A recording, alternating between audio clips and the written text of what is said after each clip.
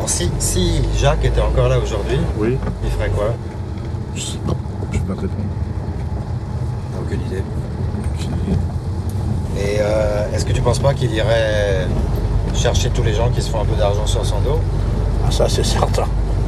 Ça, c'est certain. Il avait une expression, d'ailleurs, que j'aime beaucoup. Il disait, j'aime pas qu'on fasse des gosses avec ma bite. Donc, c'est pour ça qu'il s'en prenait à la presse, aux journalistes. Tous ceux qui parlaient de lui, qui existaient, à travers Mérine, quoi. Ah ben moi, je suis le juge de Mérine, je suis avocat de Mérine, je suis un journaliste, j'ai fait un papier sur Mérine. Alors, comme toi, hein. Toi aussi, hein, t'es là, qu'est-ce que tu fais, là? Tu fais un film sur Mérine. Donc, tu déterres le cadavre de Jacques, tu vas le ronger jusqu'à l'os. Mais je me fais pas d'argent dessus. Bah, ça, c'est bien. Moi, c'est pareil, sauf que moi, j'ai en partage. J'ai le vécu en partage. Mais quand je leur dis ça aux journalistes, je n'aime pas, quoi.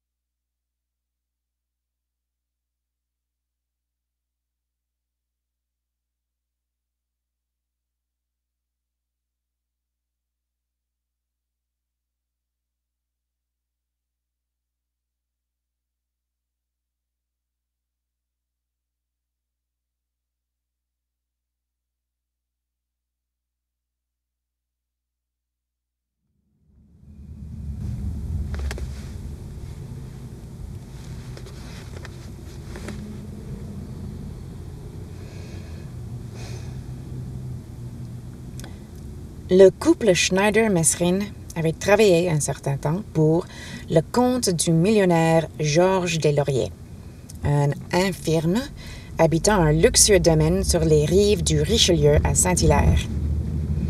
Mesrine y avait travaillé comme cuisinier, tandis que le Schneider y avait été réceptionniste, avant d'être mis tous les deux à la porte à la suite d'un différend avec le jardinier.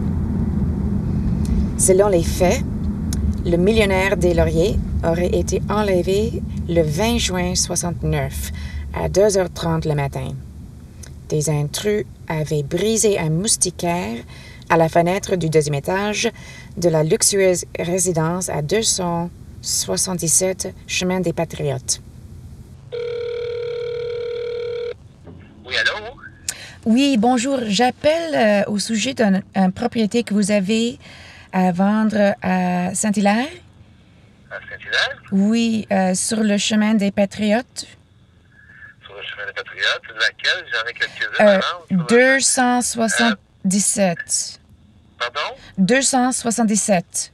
Ah, 277, oui. Chemin des Patriotes Sud. Oui. Est-ce que vous pouvez me donner un peu d'infos?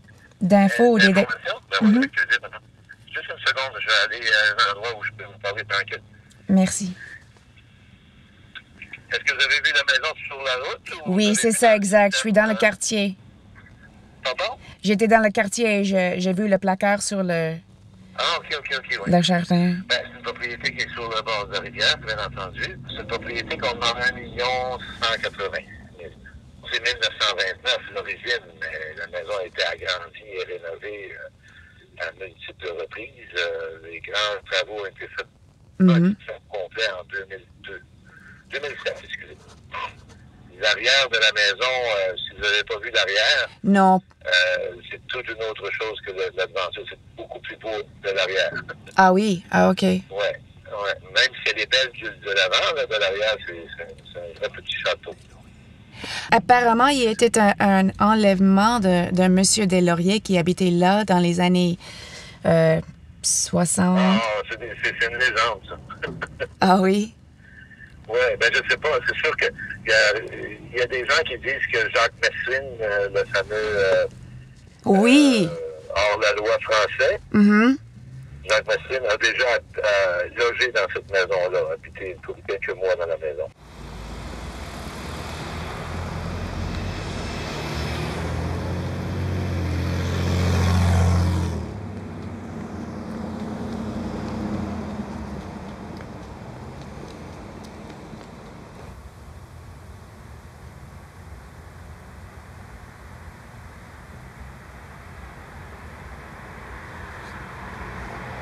Il y a personne, donc on va faire le tour pour voir si possible accéder.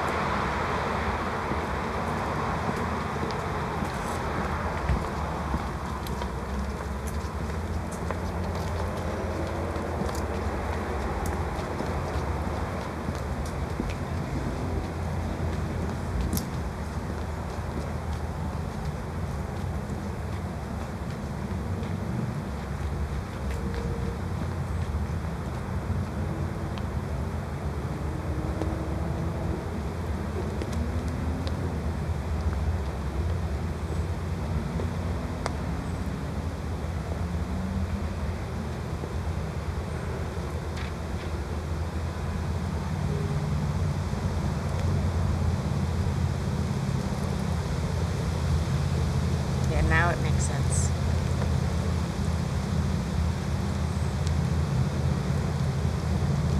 Là, il y a une piscine. Ça monte jusqu'à par là.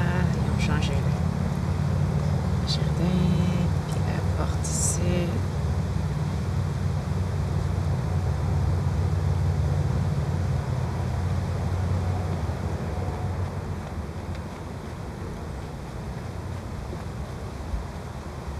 Storage.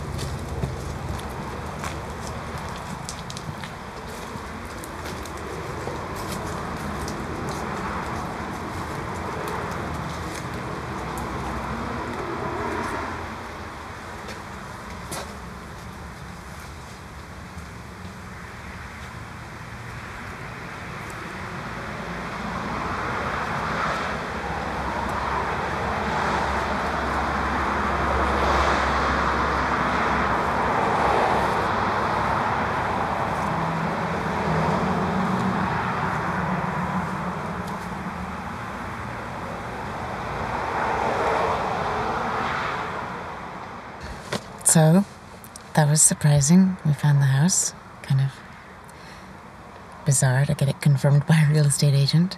And, mais on peut pas prendre accès à la maison en ce moment, donc on va retourner à Montréal pour voir où ils ont amené Monsieur Deslauriers après l'enlèvement.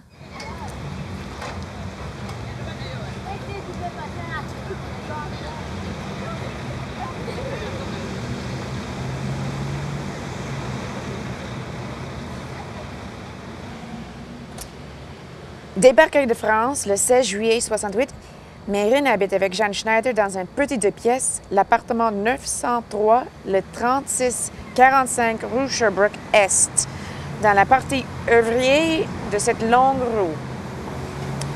Which is interesting because Madame Schneider herself says un somptueux appartement à Sherbrooke-Ouest dans l'un des quartiers les plus résidentiels de Montréal. Au 18e étage, there's only 14 floors here, d'une super building, 2 pièces assez grand, une cuisine sympathique, équipée, une salle de bain luxueuse avec blah, piscine, sauna. She's talking about Westmount. It's nowhere that it's here. Anyway, this is almost definitely the building where he first lived when he moved to Montreal.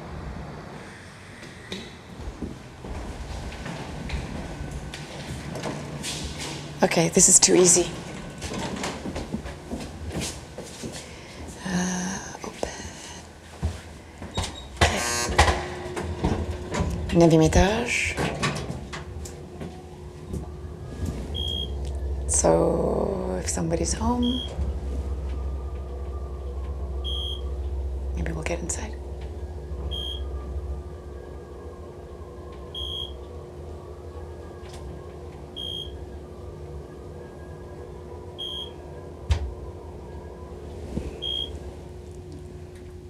Okay. Let's see.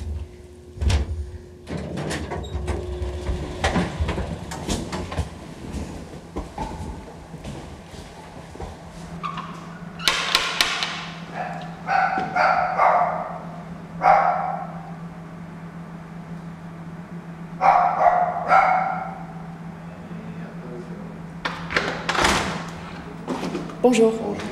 As-tu 2 minutes? Je parle au téléphone. Je m'excuse. Pourquoi?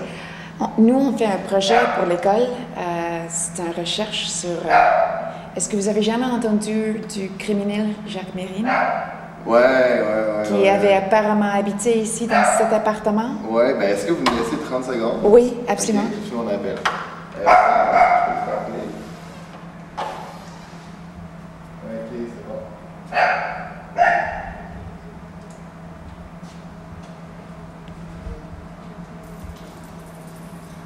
Ouais, vous voulez filmer un peu, genre? Est-ce que ça vous dérangerait? Juste pour 2 secondes pour faire un petit regard. C'est vraiment... Oh non.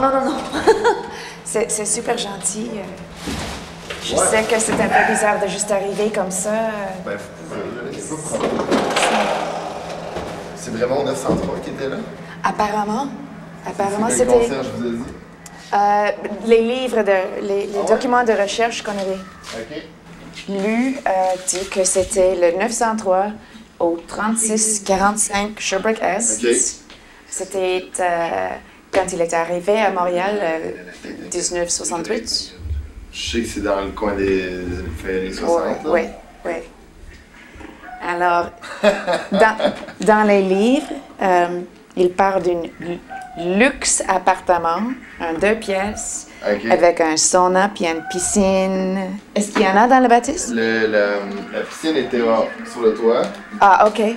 Puis je pense que là, il n'y en a plus. Non. Ils ont fermé. OK. Puis il y a du sauna aussi. Ça doit aussi. C'est ça, là, dans le fond. Donc- Dans le fond, vous voulez voir le lieu où il a séquestré le millionnaire? Oui, c'est ça. On avait pensé que c'était ici, mais c'est peut-être possible qu'il y ait un autre appartement. Parce que Ben, ça, c'est son premier appartement à Montréal. Mais il y avait eu plusieurs. Mais vous avez déjà entendu que... Ben, j'ai regardé le film. mais oui, c'était la avec... mort. Oh, oui, OK. Mais tu sais, c'est un film, donc on peut pas savoir oui, qu'est-ce qui est vrai. Là. Mais dans les livres, il indique que c'est cet ici. Ok. Ben, je sais que le concierge me disait ça en bas, mais on peut pas le croire vraiment parce qu'il peut te dire des niaiseries pour juste te faire peur. un peu, là. Probablement, mais je savais peux te que c'était montrer. 36-45. Voilà, ça c'est vous. Ok.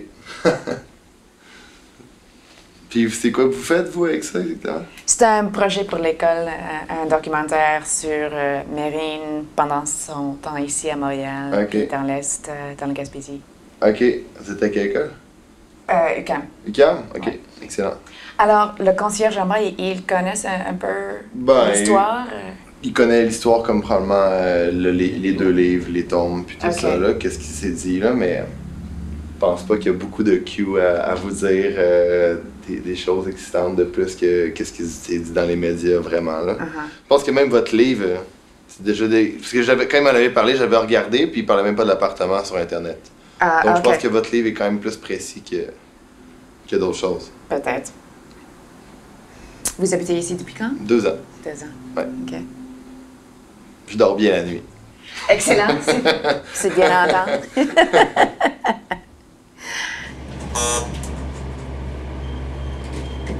That was weird. That's tiny. That's such... There's no way he could have kept Des Lauriers there. That's... But even, you know, the whole idea of this being a luxury studio, I guess maybe in 68. Okay.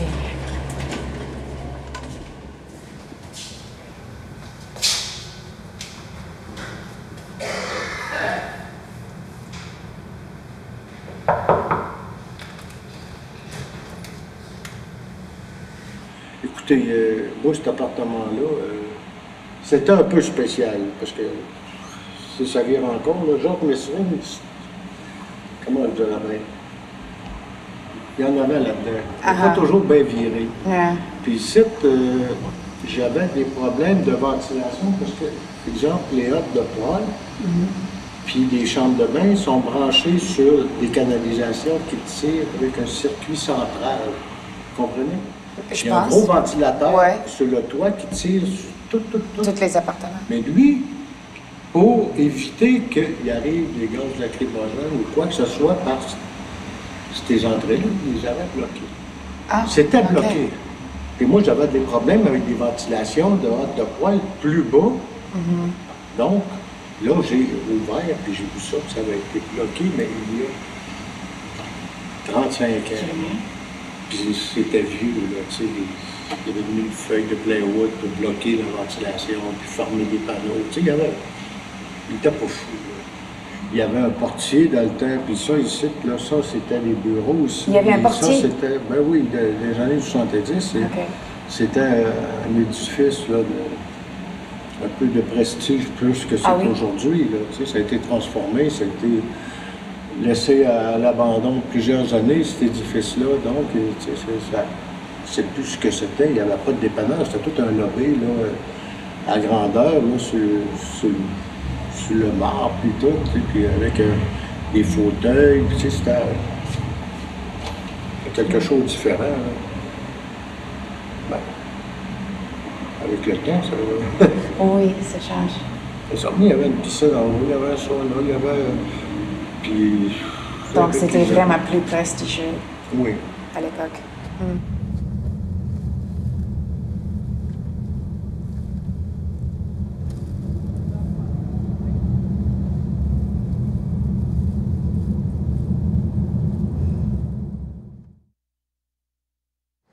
Alors, c'est ici donc que vous deviez venir pour récupérer la rançon de Des Lauriers? Ah bah oui, exactement ici, au métro. Vous êtes venu en métro ou en voiture? Bah, on était venu en voiture et pourtant il y a une station de métro à côté de là où habitait votre père, près du stade olympique. Sur la rue Sherbrooke? Oui, exactement, sur la rue Sherbrooke. Il a eu 2 planques sur la rue Sherbrooke. D'abord au 3645. C'était un peu son rêve américain, condo moderne avec sauna et piscine. Je pense que c'est Jeanne Schneider qui avait loué l'appartement à son nom. Mais, et c'est là que je les ai connus, ils habitaient là à ce moment-là. Mais ils ne sont pas restés très longtemps. Très vite après, ils sont déménagés dans un appartement semblable, un peu plus à l'est, toujours sur la rue Sherbrooke. Et c'est dans cet appartement-là qu'on a gardé Des Lauriers. Vous savez comment il avait accès aux plantes, aux armes et tout ça? Malgré ses déclarations, Messrine n'avait aucun lien avec la pègre. Non, c'est vrai. Mais vous savez, à l'époque, il y avait pas mal d'anciens membres de l'OAS qui étaient venus s'installer à Montréal. Ça, c'était après l'indépendance de l'Algérie en 62. Et pendant la guerre d'Algérie, votre père s'était fait des contacts et il ne s'est pas privé de s'en servir ici. Et même, je pense qu'après son évasion de l'USC, c'est l'OAS qui a assuré sa logistique, qui a payé ses planques, qui lui a fourni des armes. Est-ce qu'ils existent encore, ces réseaux? Oh, je ne sais pas, mais je ne pense pas, parce que, vous savez, ça ne se renouvelle pas. Le Québec, c'est pas une terre fertile pour les mouvements d'extrême droite. Le nationalisme ici est plutôt de gauche. J'aimerais revenir à cette journée du 20 juin 69. Il y avait qui exactement?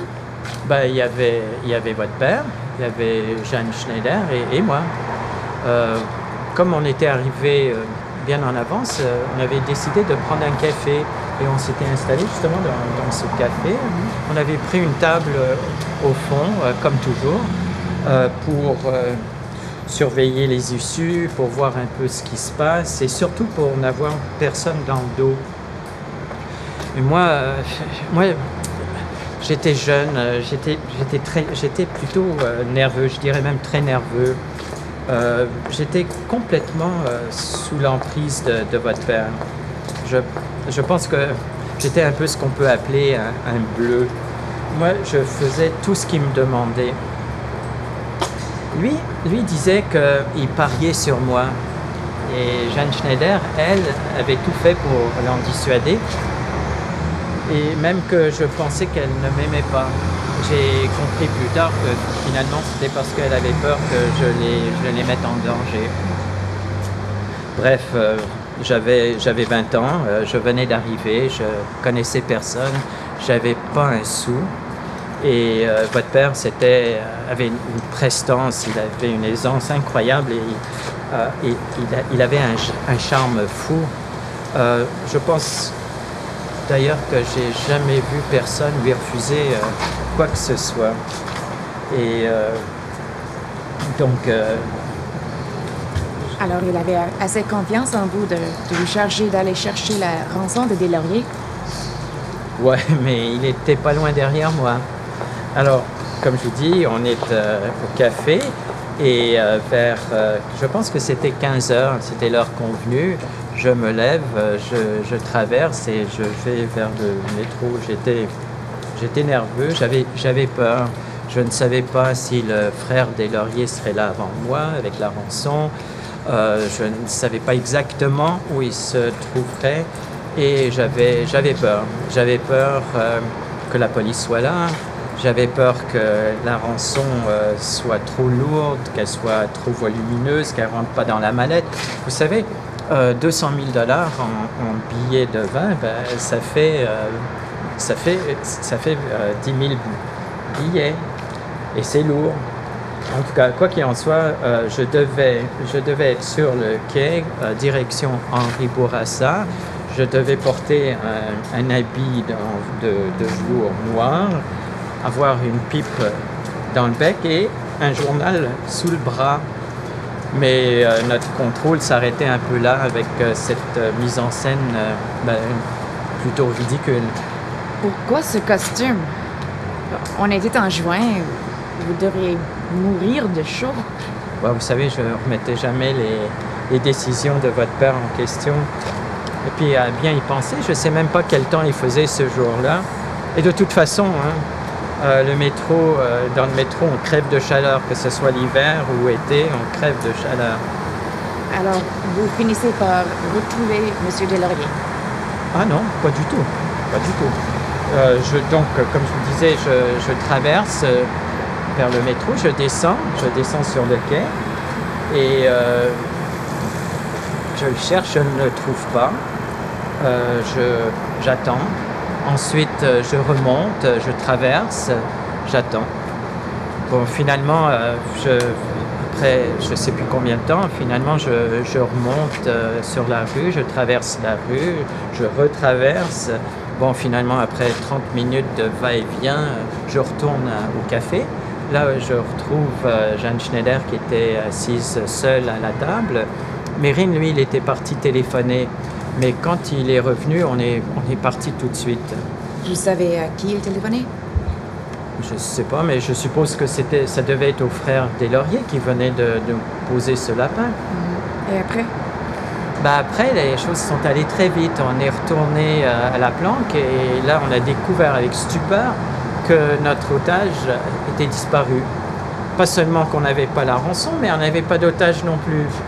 Alors, il s'était libéré pendant votre absence? Oui, libéré, c'est une façon de parler. Votre père lui avait donné un somnifère qui n'aurait pas endormi une souris. Vous savez, le problème avec les filières clandestines, c'est que contrôle qualité, on ne connaît pas. Bon, et puis, il faut dire qu'on n'avait même pas attaché le vieux. On l'avait mis au fond de l'appartement, on lui avait pris ses béquilles, on avait mis les béquilles à l'autre bout, et il a eu tout le temps qu'il voulait pour ramper, prendre ses béquilles et partir. Alors on a compris, on avait perdu notre otage, on n'avait pas de rançon, et on savait qu'on aurait toutes les polices du Québec à nos trousses. Donc, on savait qu'il fallait quitter Montréal le plus vite possible, tout de suite.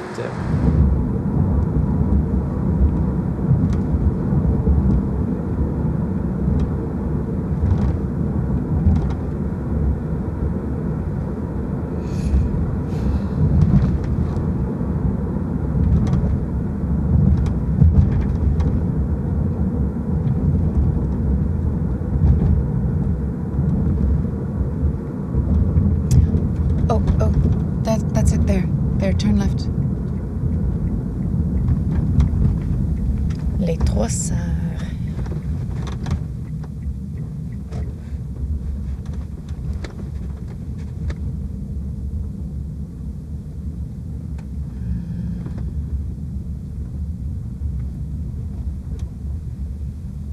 Oh. Réception à la Maison Blanche. Okay. I think we have to go to the other building. Just here on the left.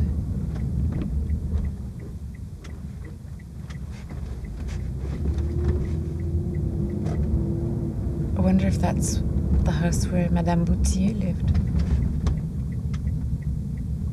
Yeah, this is it.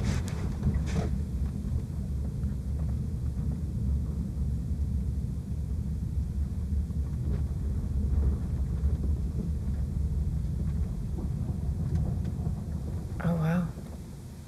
That's it, the chalet.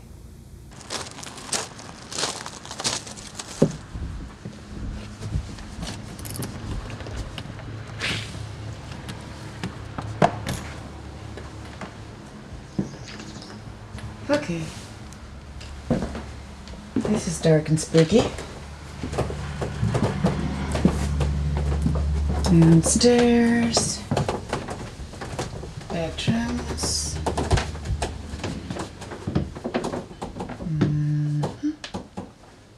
One,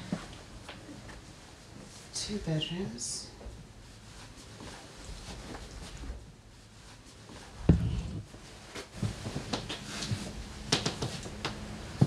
We'll have to figure out who's going to sleep where. It's kind of weird being in the same place. One of us is going to sleep in the same bed.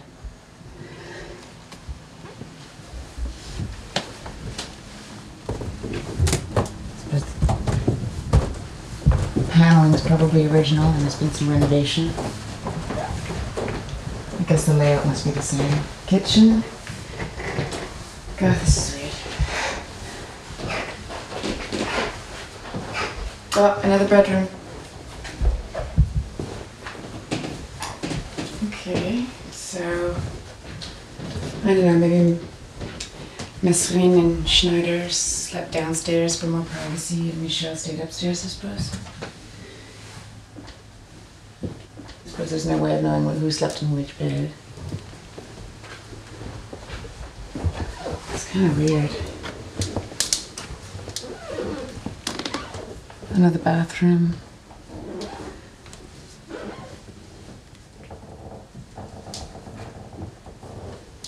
Oh, exactly chic. Maybe not up to Mesrin's high standards, but... Oh, wow. I suppose if you're on the run, this is a pretty good place.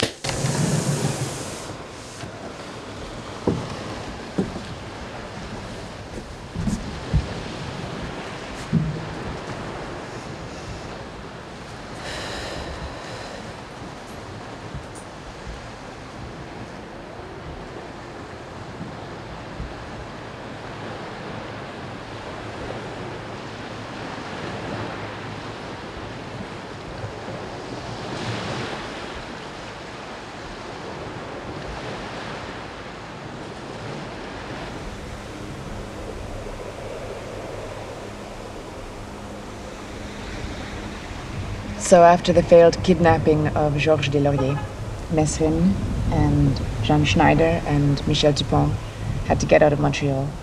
So they came here to the pretty village of Percé in the Gaspé, and they stayed here at the Motel des Trois Arts. And they stayed here in this chalet, the same chalet we're staying in. They stayed here for a few days and they got to know the owner who lived in the house up there, a Madame Evelyne Laboutier. They spent some time with her. At some point they went back to Montreal. Michel Dupont stayed in Montreal, foolishly went to see his wife and was captured by the police.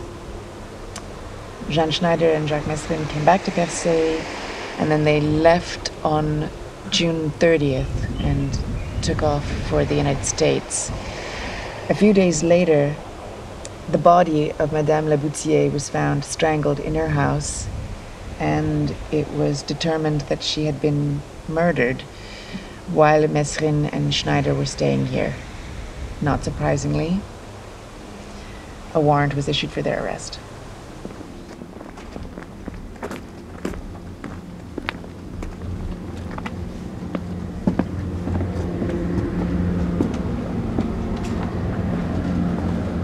Est-ce que vous savez qu'est-ce qui s'est passé avec la famille Laboutier? La famille, laquelle, vous voulez dire? Madame Laboutier, elle habitait ici. Ah, Evelyne Laboutier habitait ici, oui. Elle habitait l'année de l'événement, elle était ici avec sa nièce, Irène, qui l'aidait. Puis, elle habitait ici à l'année, elle était seule, c'était une vieille fille.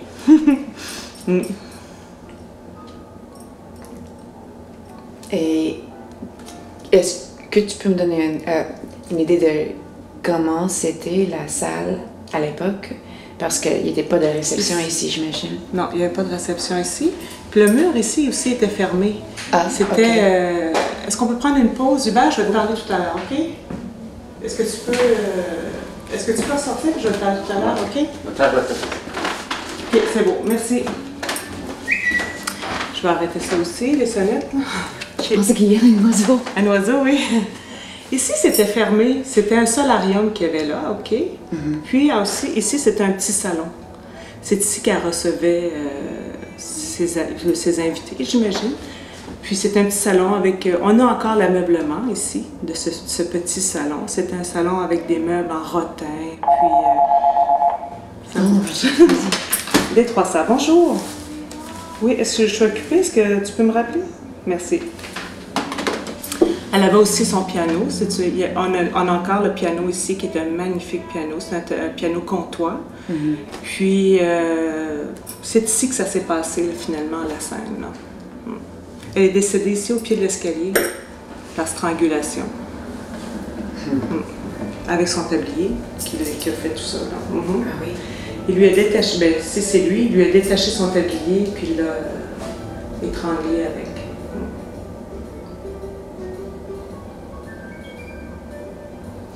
Et vous avez travaillé ici depuis? Ben moi, c'est mes parents qui ont acheté ça en 69, alors depuis 69 que je passe mes étés ici.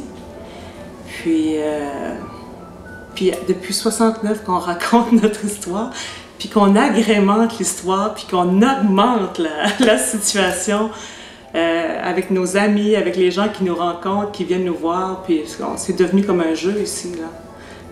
L'histoire de Mesrine est devenue comme un jeu pour nous, dans le sens que c'est sûr que c'est dramatique, c'est tragique, qu'est-ce qui s'est passé. Mais nous, on a tourné ça pour y vivre, finalement, peut-être pour faciliter notre vie. C'est devenu... on se fait des peurs, on se cachait, on le faisait vivre, on faisait vivre un peu l'histoire, puis nos années ont passé comme ça, toute la famille. Puis à chaque année, on se fait poser les mêmes questions, puis cette histoire-là revient. C'est sûr que ça n'a jamais été clarifié. Alors c'est sûr que les gens ils veulent savoir, puis continuent de vouloir savoir qu'est-ce qui s'est passé. Peut-être qu'un jour, ils espèrent avoir la réponse. Parce que, OK, on dit que monsieur ici, Philippe, a trouvé, lui, la solution, la réponse, mais ça ne veut pas dire qu'il n'était pas là, puis ça ne veut pas dire que c'est lui nécessairement, mais c'est... Parce qu'il y a beaucoup de gens dans le village qui disent plein de choses aussi. Puis il y a aussi la dame qui habitait l'autre côté de la rue ici, là. Ça, c'était une femme de ménage à Evelyne. Qui est, je ne sais pas si elle a vu quelque chose, mais chaque fois qu'elle en parle, elle est catégorique pour dire que c'est pas Mesrine. Que c'était pas Mesrine? À cause de... Je sais pas, elle dit que... Mais ça, c'est des candides, tu sais, c'est des histoires. Je sais pas, il n'y a rien de prouvé là-dedans, mais elle, pour elle, c'est pas Mesrine. Elle dit que c'est peut-être un membre de la famille, mais là, ça n'a jamais été prouvé non plus, puis... Mais tout le monde a quelque chose à dire là-dessus, mais on dirait que la vérité, il n'y a personne qui l'a vraiment aussi, là. Mais elle dit, Mme Blondin, que puis c'est marqué aussi dans les écrits de Philippe, là. Est-ce que c'est... OK, je m'excuse. 300, bonjour. Oui? Mathieu, je suis occupée en ce moment. Est-ce que je peux te rappeler? OK, merci. Elle disait à un moment donné, parce qu'elle, apparemment, que Mesrine, elle avait peur de son neveu. Pas Mesrine, Evelyne avait peur de son neveu. Oh. Puis, je vous dis pas que c'est le neveu, là, mais apparemment que quand elle le voyait fermer ses portes, elle avait peur de ce neveu-là en question, là. Puis, en tout cas, c'est ce que, je sais pas, qu'est-ce que les gens ont vu, qu'est-ce que les gens savent. Mais lui, elle en a parlé d'ailleurs à lui, Philippe, quand la dernière fois qu'il lui a fait l'interview. Et c'est drôle d'adon. La même année qu'on a eu l'interview ici, qui est venu interroger tout le monde, le mois qui a suivi, je crois, ce neveu-là en question est décédé. Ah, ça, c'est pas bizarre. Oui, c'est drôle. On dirait que tout s'est éteint cette année-là dans l'histoire de Mesrine, là, finalement. Il n'y avait plus de neveu, il n'y avait plus de Mesrine, il n'y avait plus personne. On aurait dit que les gens de qui on entendait parler à chaque année se sont éteints cette année-là. Donc, à votre avis, c'est pourquoi que le monde est toujours intéressé à cette histoire? Moi, je crois que les gens sont intéressés parce qu'ils n'ont pas eu de réponse. Alors les gens en parlent et en reparlent parce qu'ils n'ont pas encore... OK, on peut dire que c'est Mesrine parce que toutes les choses portent à croire que c'est lui. Mais il y a beaucoup de gens qui pensent que c'est lui, puis il y en a beaucoup qui pensent que c'est pas lui. Alors c'est sûr... Puis ça a animé aussi beaucoup le village. Je veux pas, c'était quand même une grande histoire qui s'est passée, qui est une triste histoire, mais c'est quelque chose qui a déployé un corps policier ici, du monde ici. Ça a été comme un drame dans le village. Puis c'est sûr, elle n'est pas morte du cœur, elle est morte assassinée. C'est sûr que c'était énorme pour un si petit village. Puis aussi, ce qu'il a fait, lui, il a été enfermé ici, il s'est sauvé, il a fait autre chose. Puis là, quand les gens se sont rendus compte qu'il était en présence d'un personnage qui était assez... je sais pas, en tout cas, qu'il y avait tout un bagage derrière lui, là, puis à quelque part. Puis ici, les gens, ils ont une certaine, je veux pas dire naïveté, mais ils sont pas exposés nécessairement à la ville, à beaucoup de monde, je sais pas, à la violence de tous les jours qu'on peut vivre peut-être dans les grandes villes, dans les grandes métropoles, si on veut. On est dans un petit village tranquille, il se passe rien, puis tout d'un coup, il y a un meurtre qui arrive, c'est sûr que les gens... Puis ça n'a jamais été élucidé, c'est pour ça que les gens s'interrogent toujours à savoir, mais qu'est-ce qui s'est passé? Puis c'est aussi que c'est une histoire. Puis pourquoi on en parle aussi? C'est parce que les gens nous posent des questions. Moi, je suis ici depuis 69, puis depuis 69, on nous pose des questions. Mais où est-ce que c'est arrivé? Puis qui vous pensez? Puis Mesrine, puis j'ai des découpes de journaux, ils veulent voir ces découpes-là. Sont presque... c'est des photocopies que j'ai par contre, mais toutes ces photocopies-là, je les sors à chaque année. À chaque année, quelqu'un veut les voir. Il y a encore un intérêt. Puis il y a eu des films aussi sur Mesrine. Alors ça revient encore. C'est sûr que ça le remet toujours... ça le remet toujours sur le dessus de la pile, si on veut, parce qu'on en parle tout le temps. Oui.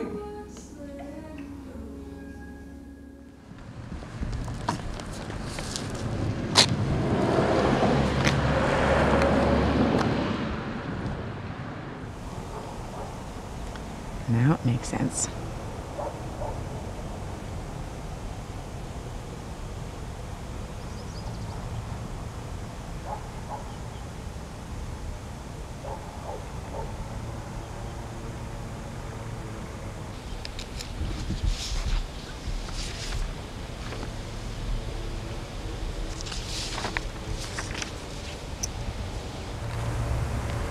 The image seems all flattened and distorted, but you get all three gables and the chimney's in the right place.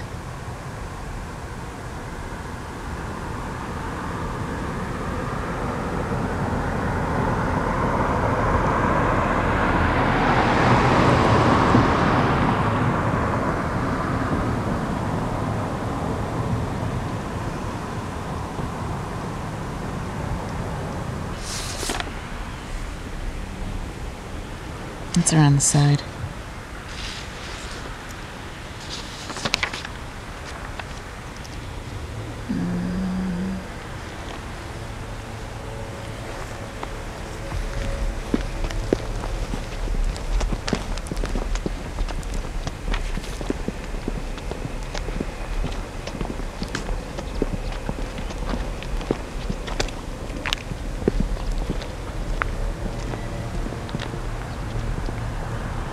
Yeah, the angle's really funny.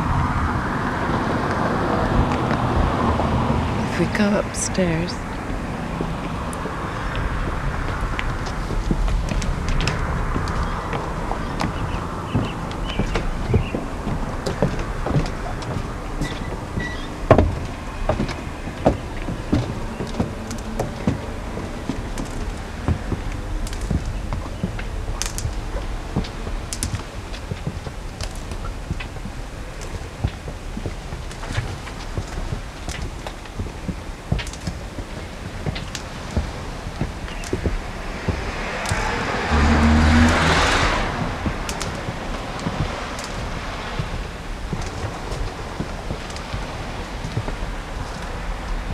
Yeah, okay. Starts to make sense, sort of here.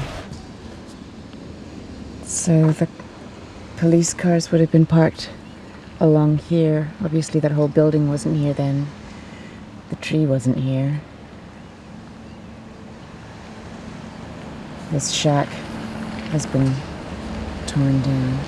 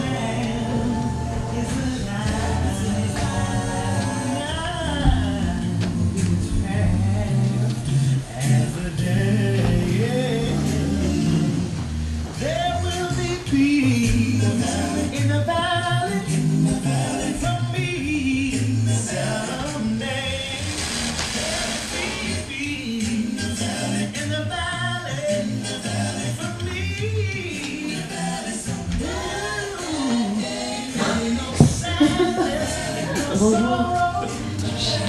Faites comme à la maison. Faites comme à la maison. Est-ce que vous êtes le gérant? C'est moi, propriétaire. Dina? Enchanté. Jean-François. Jean-François, nous on fait un projet, un documentaire qui s'occupe de le séjour de Mesrine ici à Percé. Ouais. Et ce que j'ai lu, il a passé un peu de temps ici au bar. Est-ce que vous savez ça? Parler de... Jacques Mesrine. Ouais, mais dans les années... 69. Ouais, ben c'était pas en haut le bar à ce moment-là, c'était en bas. Là, c'est un atelier maintenant, mais c'était pas un bar, c'était une discothèque, premièrement. C'était la mode des discothèques dans ce temps, 69. Donc, c'est complètement changé. Tout a changé, ça n'existe plus. Et ça ici? Ça, c'était même pas le bar qui était ici avant, là. Ça, c'était une salle à manger. Puis, mais lui, il n'est pas resté ici? Non. Comme... Il venait à la discothèque ici. Okay. En bas. Est-ce que vous étiez ici à l'époque? Non. J'imagine pas. J'étais pas en âge d'être au bar ou à la discothèque. Et qu'est-ce qu'il y a maintenant, là où il y avait avant la discothèque? Un atelier. Est-ce que c'est possible de jeter un œil en bas? Ouais, mais là, il n'y a vraiment plus rien qui date de cette époque-là. C'est vraiment des outils, puis des remises. Ça nous intéresse quand même parce que notre projet est aussi sur la question de ce qui a changé et ce qui n'a pas changé. Ouais. Ah, ça a changé. Il n'y a plus de discothèque. On peut aller voir.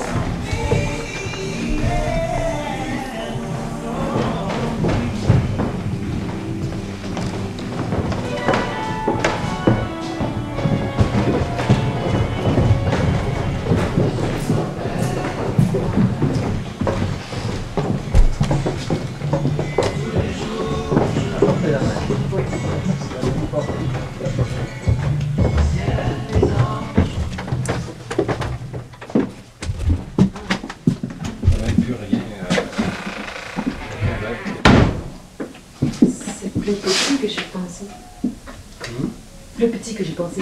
Ouais, ouais, c'était vraiment très petit. Les gens sortaient dehors, puis dansaient dehors. Il était aussi un restaurant? En haut, ouais, il y avait un restaurant. Alors, les gens qui ont des souvenirs de comment c'était s'amusaient beaucoup ici. Il y a des gens qui ont des très bons souvenirs, parce qu'il y a des gens qui reviennent des fois de temps en temps, puis de cette époque-là.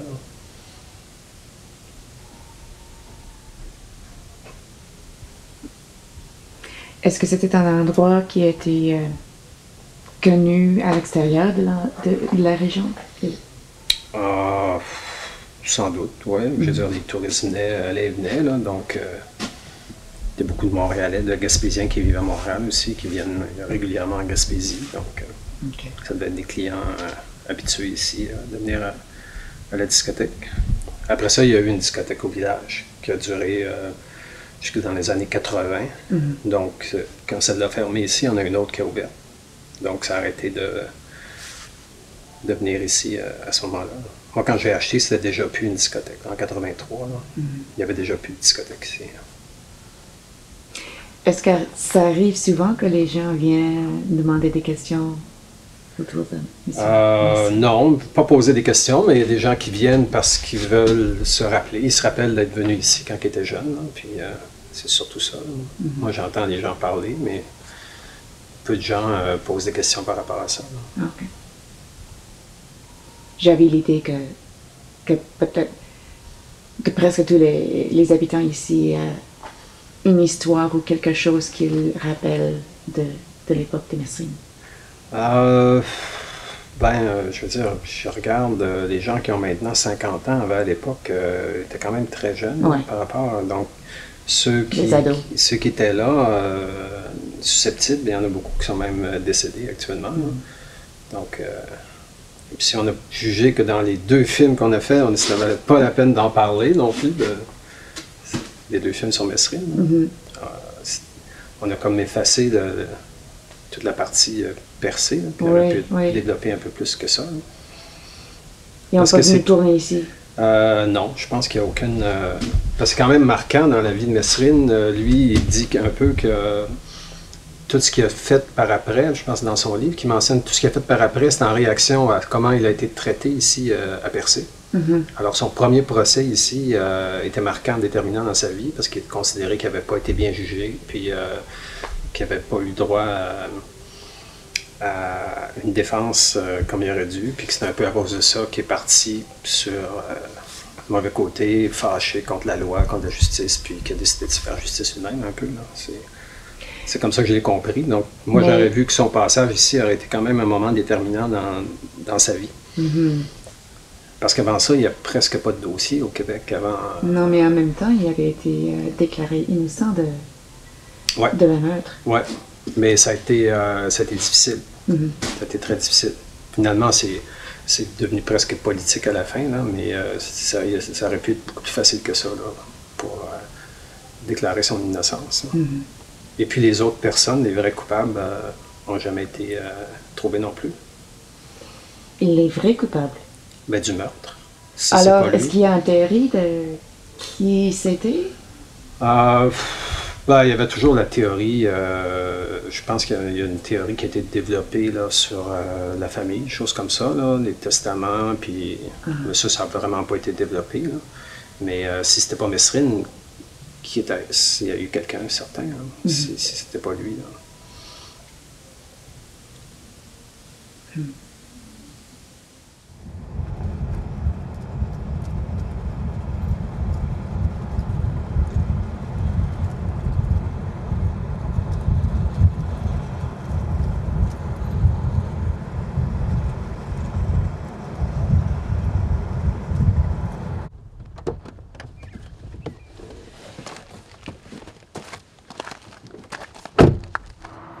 Mais c'est loin, mais c'est près en même temps. Parce que quand ça marque, les choses sont bien plus présentes. C'est plus significatif que quelque chose qui s'est passé. C'est pas banal, ça, là. Et quelle est votre impression de lui? Mon impression? J'ai pas d'idée comme telle parce qu'on en a toujours tellement entendu parler que là, à un moment donné, on ne peut pas se faire une idée. C'est pas la nôtre là, qui sort. Là. Mais non, j'ai pas. J'ai rien à dire, ni pour ni contre. Pour moi, c'était un client comme un autre. Puis, c'était pas quelqu'un qui était agressif, c'était quelqu'un qui suivait, qui était au. Pas menaçant. Ah non, pas du tout. Non. Pas du tout. Oui, j'aurais une impression. Il avait l'air de gentleman.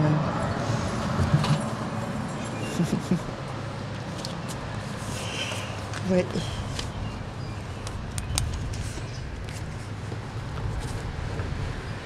Je cherche peut-être. Richard Kane. C'est non, c'est son numéro de porte. C'est plus à son nom maintenant. Hein? Il n'est pas dans le bâtiment? Ben, c'est juste en haut de la côte. Oui, mais... Maison Blanche? Non, il n'y a plus blanche. Quelle heure? Monsieur plus. Regarde, là. Si on va, on peut le voir d'ici? Si tu vas par en avant, là, la côte, il y en a juste une. Oui, je sais que... Okay. Parce que là, non, sa fille, je sais pas, c'est une qui? C'est une fille? Bon. Bon, non, il n'y a pas ici. Tu dois percer, oui. Ouais. Ronald Merna... Non, c'est pas là. Non, OK. Mais c'est pas loin d'ici. Il y a 2 maisons sur le dessus de la côte. La première, c'est une jaune. C'est la voisine. Là. La prochaine. La prochaine. Je pense qu'elle est marine maintenant. Oui, elle est marine, oui. Ah, OK. Maison marine, c'est... Après le jaune. C'est ça.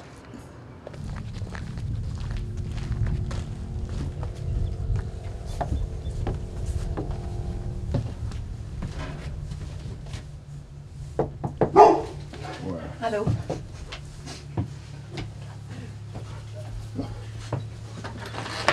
Il est justement dehors! Tu l'as pas vu? Oh, c'était lui! Oui, dehors, il y a comme une... OK, c'est Michel. Donc, il nous attend? Ben, j'ai dit que vous viendrez vers 5 Super. heures. OK, merci beaucoup. OK. Hey,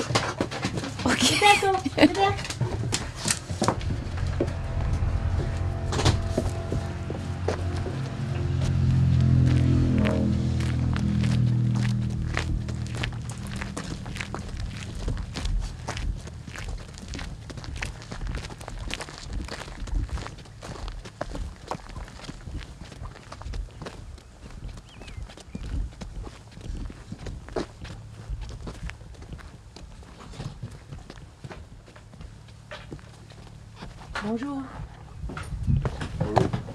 Monsieur King. Oui. Bonjour. Qu'est-ce qu'il a fait? Ah? C'est quoi qu'il a fait? Mon nom est Dina Mendes. Comme j'ai expliqué, c'est votre femme? C'est ma femme. Non, c'est ma fille. Oh, bon, OK. As-tu le droit de filmer? C'est vraiment de même, là. Ça nous dérange pas. J'ai pas de chemise blanche, pas de cravate, rien Non, tout. non, Là, ça nous intéresse pas beaucoup. Ça t'intéresse pas beaucoup? Ben, si ça t'intéresse pas. Moi non plus, ça m'intéresse pas quand je travaille. C'est quoi ce que vous voulez savoir au juge Sanoé? Nous, on fait un projet documentaire sur le passage de Mestring, ici à Percé. Ils n'ont pas fait assez encore? Je pense que non. C'était pas assez payant, quoi. Ils veulent avoir quelque chose de plus payant, quoi. Non, c'est pas vraiment payant. Alors, on nous a dit que vous étiez gardien à l'époque. Ouais. Est-ce que vous avez quelques minutes de nous parler de ça? Ben, je peux bien. Il y en a plusieurs qui sont venus déjà. OK. Mais je sais pas s'ils ne l'ont pas publié, quoi. Ils veulent savoir d'autres choses de ça, quoi. Ça ou d'autres choses ou... Je peux pas les donner plus que j'ai donné. OK. Mais notre but, c'est plus de parler des aspects personnels, les impressions personnelles que vous avez eues de lui, les expériences. Ah, j'ai pas grand-chose à dire de lui. Je sais que c'était un monsieur, un chic type. Mm-hmm. Hein? Mais il était plus wise que moi, je dirais bien. Là. Il m'a rejoint, mais qu'est-ce que tu veux? Est-ce que vous pouvez me raconter l'histoire? Qu'est-ce qui s'est passé? Ben, c'est quand j'ai venu pour le coucher.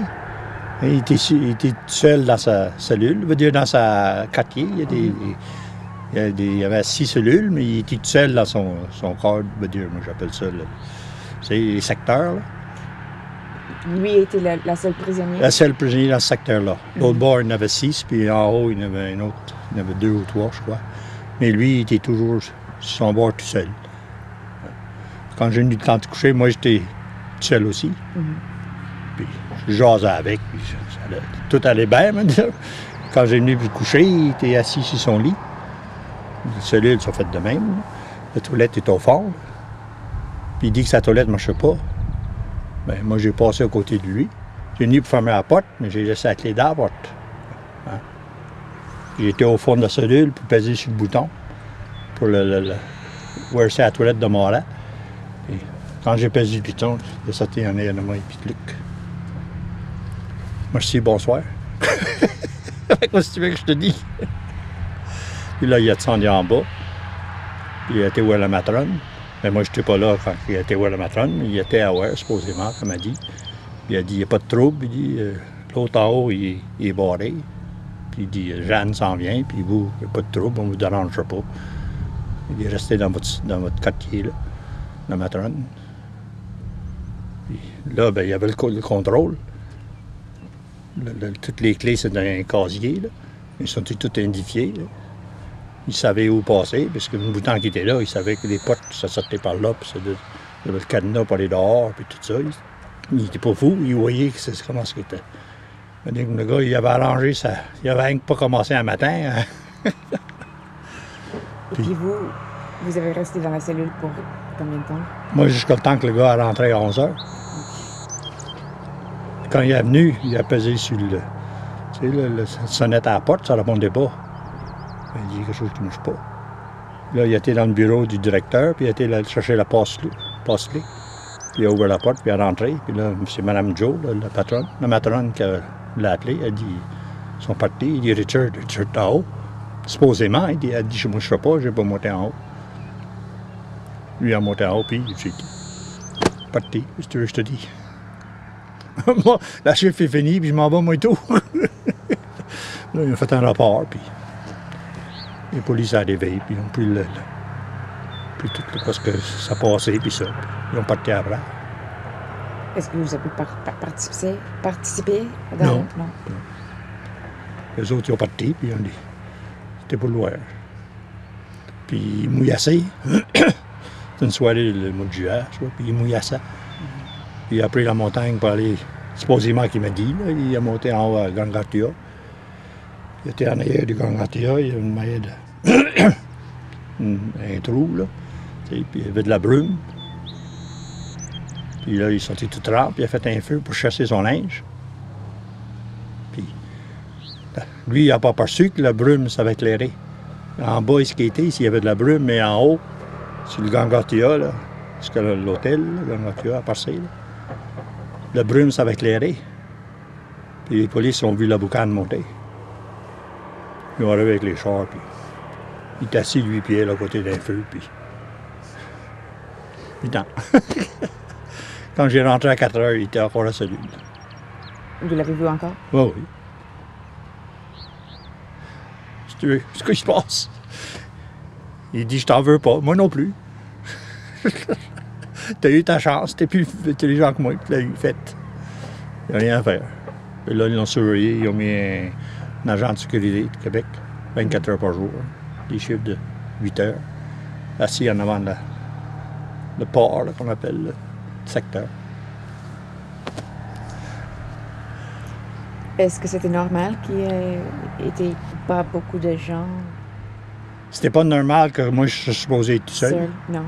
Non, mais il appelle ça pour les budgétaires, puis il coupe les budgets. Il dit si vous avez du trouble, pas de problème, appelez un autre arrivé. Mais si tu attends que le trouble arrive, tu ne peux plus appeler quelqu'un. Hein? C'est trop tard. Et puis après, vous avez travaillé au prison pour combien d'années? J'ai travaillé 20 ans en tout, mais j'ai continué jusqu'à le temps qu'ils l'ont fermé. J'ai travaillé 20 ans en tout. J'étais là quand ils l'ont ouvert, puis j'étais là quand ils l'ont fermé. Les quelques fois que vous avez rencontré M. Mesrine, comment il vous avait impressionné? Alors, comme je dis, c'était un gars tellement intelligent. Puis, il était, moi, ce que je dirais bien ça, pas culturiste, mais il était pas mal. Il faisait du comment est-ce qu'il appelle ça, là, du conditionnement physique. Là, tu sais.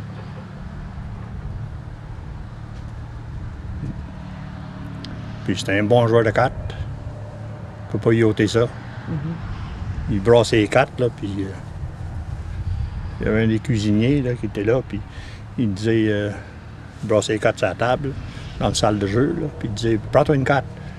Il prenait une carte, le gardait, il mettait dedans, brassait les cartes encore, prends-en un autre, prenez un autre, le gardait, il mettait dedans, brasse, prends-en un autre, il a pris un autre, 3 fois la même carte, là.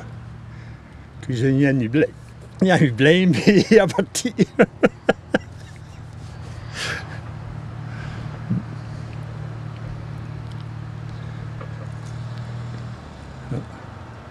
Ah, c'était un chic type. Moi, j'ai pas un mot de lui. Il se laissait pas impressionner non plus par les autres. Là, il faisait son affaire, puis c'était ça.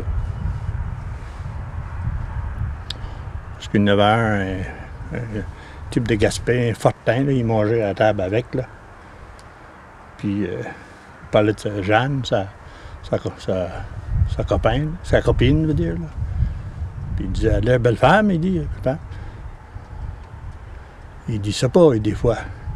Ça, quoi, c'est pas? Ben, je sais pas.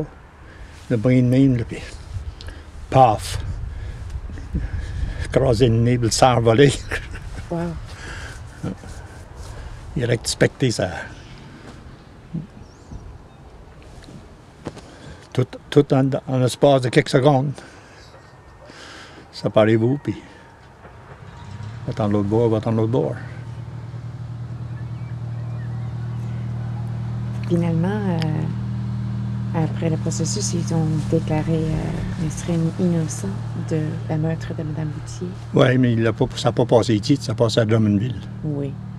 Parce qu'il disait qu'il y avait trop de monde dans le bout qui connaissait l'histoire de ça. Il y aurait eu du misère à avoir des 12 jurés qui auraient pu pas entendu parler de l'histoire d'abord. En mon cours. Puis ils l'ont transféré à Drummondville. Puis lui, de ses livres que j'ai vus, il n'a jamais dit que c'était lui non plus. Il a toujours dit que c'était pas lui. Les autres coups qu'il a faits, les gars de la chasse, puis ça, il a avoué, mais ça, il a... À votre avis? Pardon? Qu'est-ce que vous pensez? Qu'est-ce que moi je pense? Oh, je peux pas le dire. Aucune opinion? Aucune opinion. Non.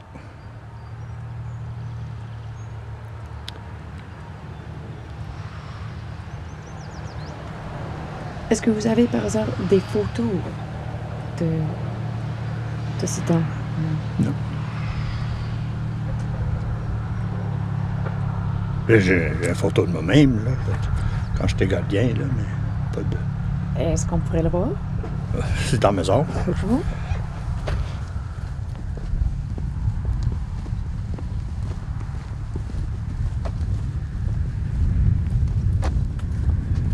C'est pas trop beau sur le portrait, là.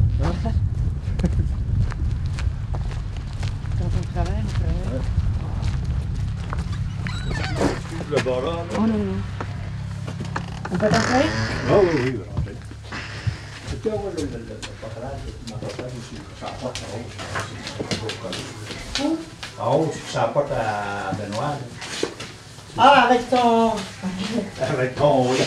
Pas lui que j'ai aujourd'hui. Non, non, pas lui que aujourd'hui.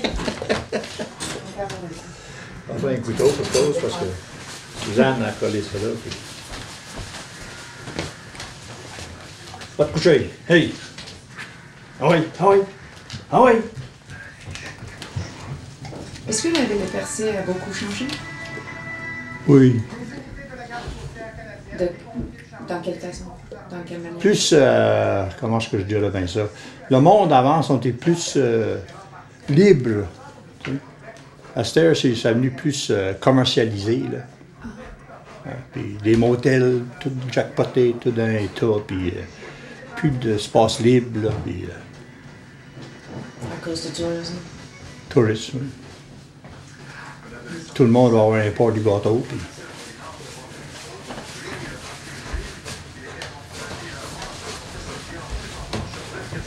Wow. C'est à peu près la même année? Oui, dans ces années-là.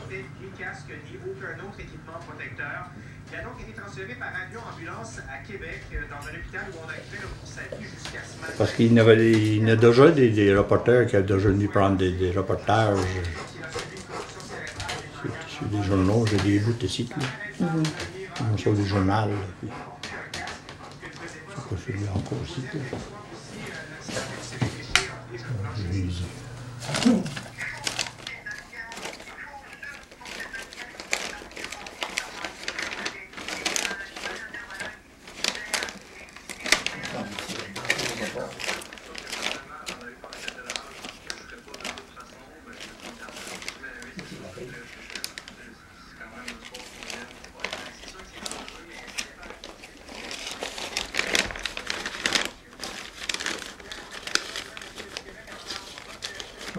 Je cherche quelque chose, je ne trouve rien. Là.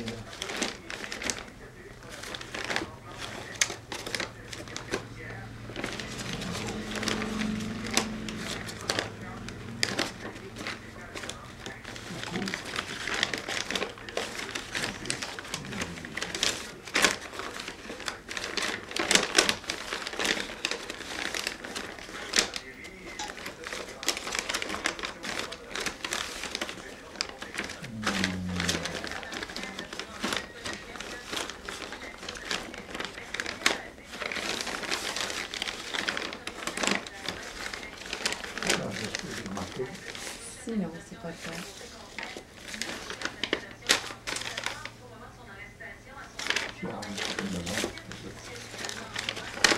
Une autre question. Oui. Est-ce que vous pensez que les événements de 69 avec Mesrine a eu un impact sur la ville de Percé? Oh, je crois pas. Je crois pas.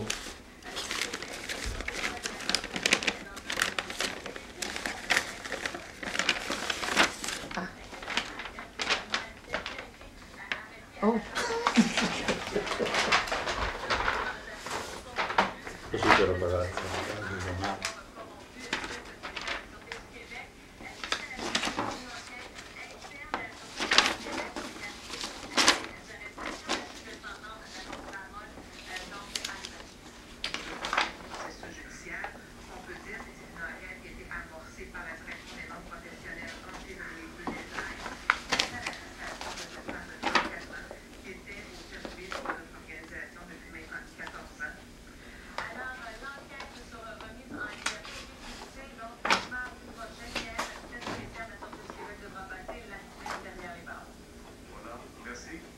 C'est par là qu'il y a ressorti.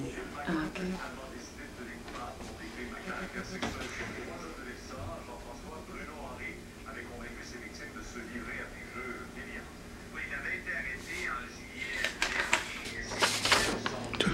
C'est tout les mêmes. Est-ce qu'il y a eu des répercussions à cause de son évasion? Non. Non. C'était clair et j'imagine qu'il n'y a rien, il n'y a personne à faute. Non. C'est qu'à faute, c'est moi qui aurais dû tout de même avoir quelqu'un pour venir m'accompagner. Mais ça se passait de même une soirée après l'autre. Mm-hmm.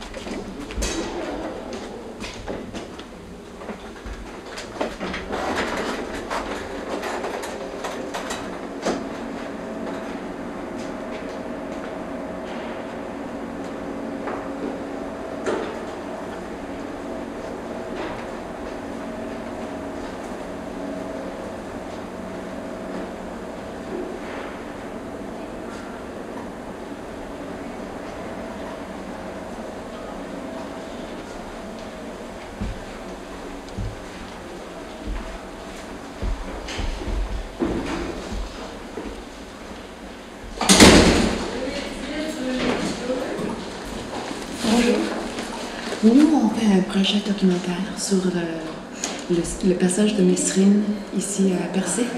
On va savoir s'il y a quelqu'un ici, peut-être, qui avait travaillé à l'époque. Okay. Ça, il faudrait que vous vous adressiez à la directrice, justement, du palais de justice qui est en train d'entrer, là, avec la personne, là, oui.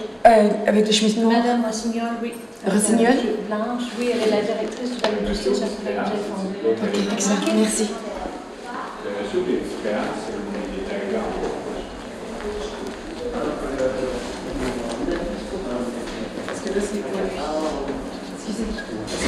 Madame Rossignol? Oui, pouvez-vous l'arrêter? Ça filme?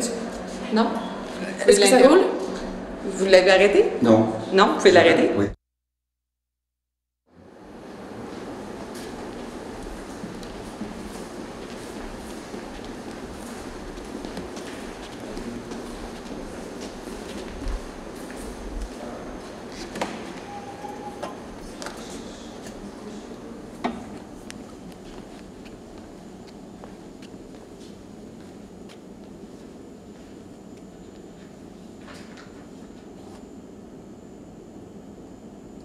Un de nos goûts, c'est de voir qu'est-ce qui s'est passé avec l'histoire, le passé du Percé. OK. Et comment les gens ont intégré les événements et l'incident dans leur vie. OK. OK. Alors, oui, effectivement, je peux vous raconter ça. Alors, ce que je lui racontais, c'est que je lui disais que les portes qui avaient entendu le meurtre de Mme Le Boutillier, je les avais récupérées chez moi parce que je suis amie de la famille Kane. Et à un certain moment donné, ils m'ont offert, parce que j'aime beaucoup les antiquités, donc ils m'ont offert ces portes-là que j'ai restaurées. Et là, on est en plein projet de construction de maison et on va intégrer ces quatre portes-là dans notre nouvelle maison. Et je vais attendre un petit peu pour raconter ça à notre fille qui a juste 8 ans, parce que c'est un peu troublant comme histoire, mais quand elle sera plus vieille, on lui racontera que la porte de sa chambre est une des portes qui a peut-être été entendue. Alors, on intègre le patrimoine gaspésien aux maisons gaspésiennes, même les neuves.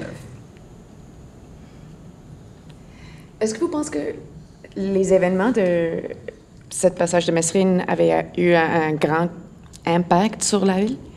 Écoutez, moi, je ne peux pas vous raconter à l'époque parce que j'y habitais pas. Je ne suis pas gaspésienne d'origine. Mais on entend presque partout, il y a des gens qui disent « Oh, je l'ai vu » ou « Je lui ai rencontré une fois ».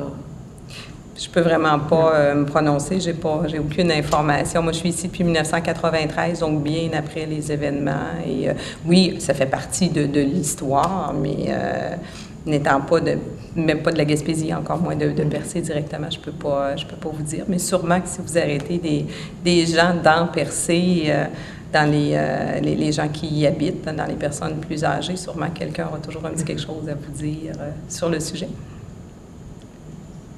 Et les salles, les cours ici sont tous de ce style grandeur? Non, celle-ci, c'est la plus grande salle parce que c'est la salle des assises où on y retrouve là, le banc pour y asseoir les 14 jurés lorsque les gens choisissent d'être jugés devant juge et jury. Donc, c'est la plus grande salle. Nos 2 salles à l'étage sont munies de box d'accusés qui nous amènent directement par des tunnels souterrains de la prison jusqu'au box. Donc, ça permet à ce moment-là que les personnes qui sont détenues ne passent pas parmi le public pour se rendre directement en salle d'audience. Et j'ignore si c'est cette salle-ci ou la seconde, mais c'est possiblement cette salle-ci qui a dû servir pour quelques étapes du dossier là, de M. Messrine, parce que par la suite, ça a été transféré au palais de justice de Montmagny. Physiquement, ça devait sûrement y ressembler et probablement, on peut présumer que c'était pareil parce que le juge prend toujours place à l'avant et le greffier audiencier qui est juste devant lui, les avocats, les box d'accusés, comme vous le constatez, sont faits là, le même revêtement que le mur, donc était là d'origine. C'est sûr qu'il y a eu des aménagements sécuritaires de poser dessus, là, mais la base comme telle, les couloirs sont là, donc on peut présumer que c'était effectivement là, ces installations-là qui ont accueilli M. Messrine à l'époque.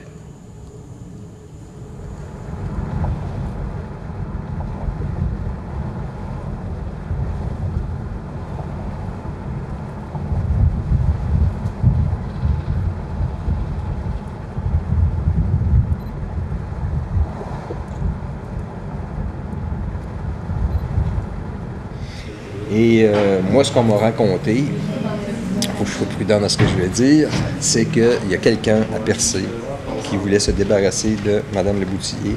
Et comme Mérine était recherché partout, parce qu'il se sauvait à ce moment-là, il y avait, suite à l'enlèvement d'un millionnaire, je ne me souviens plus trop son nom, il était en fait en cavale, puis quand il est arrivé à Percé, ben ça s'est su.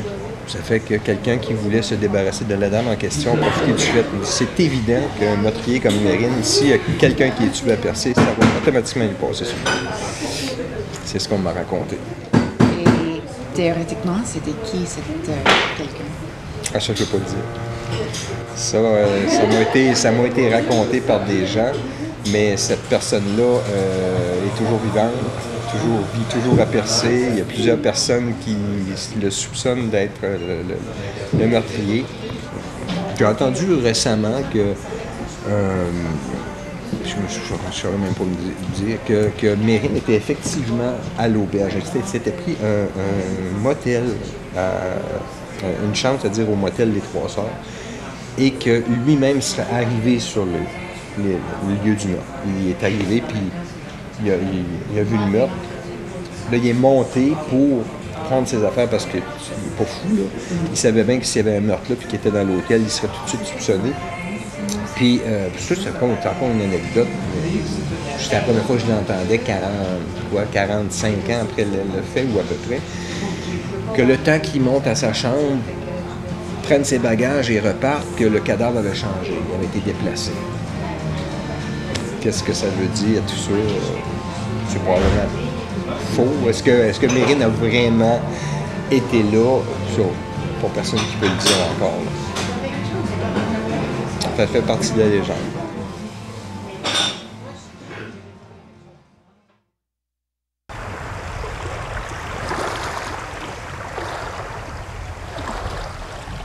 How do I feel?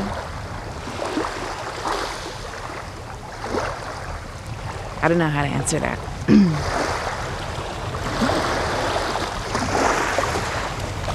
It's confusing. When I came on this trip, I didn't have any expectations. You said I didn't expect to find anything. I didn't expect to find that house. And now coming here, staying in the same motel, staying in the same chalet, the same room. I don't know if it's the same room. I don't know if I slept in the same bed that he did. But maybe that's as close as I'll ever get to him. Which is strange because now we've met all these people and they have stories and anecdotes and memories, and 40 years later people still talk about him and feel as though they have a connection to him, and I'm the one who's supposed to have the history.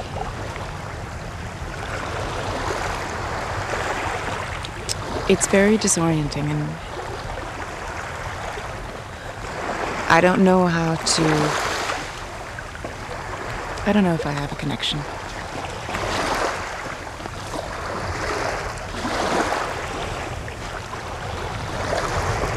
Maybe I just need some more time to figure it out.